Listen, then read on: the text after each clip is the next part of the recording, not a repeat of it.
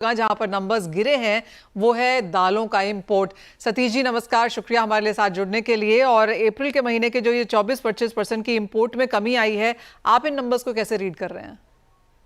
Thank you Manisha madam.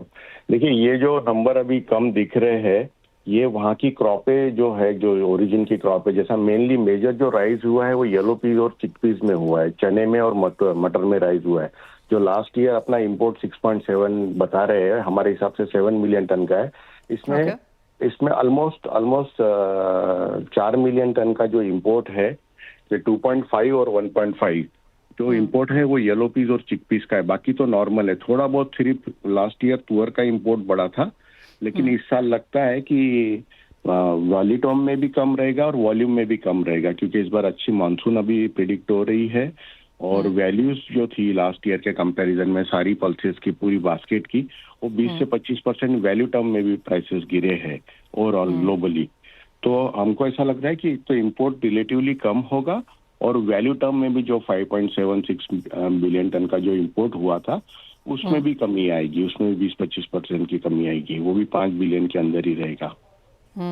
Satish ji, एक और important चीज जो सभी दाल के व्यापारी देख रहे हैं वो है येलो पीज और साथ ही साथ 30 मई की डेट।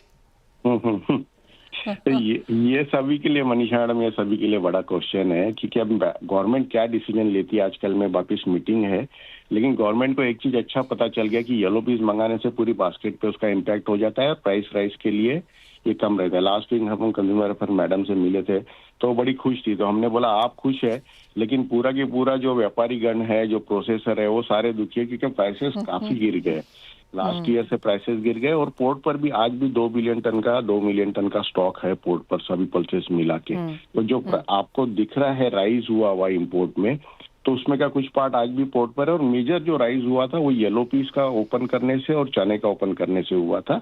बाकी नॉर्मल इंपोर्ट है, जो तुअर, उड़द और बाकी जो बीज का इंपोर्ट है वो नॉर्मल है, उसमें 10-20% का इंक्रीज हुआ है। तो आपको लगता है कि 8वीं बार एक्सटेंशन नहीं मिलेगी? अभी कुछ बोल नहीं सकते मनीषा मैडम। इन लोग का लग रहा है, इन लोग के इलेक्शंस भी है, प्लस ये लोग सोच रहे हैं।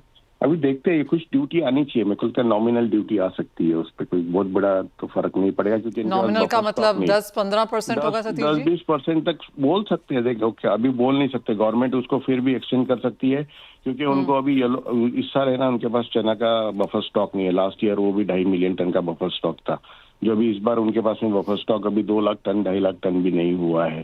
तो शायद हो सकता है कि वो एज इट इज प्रोलॉन्ग करे और बफर स्टॉक बनाए, ताकि अगर कुछ अनसर्टेनिटीज होती है तो ये प्राइसेस को कंट्रोल कर सके।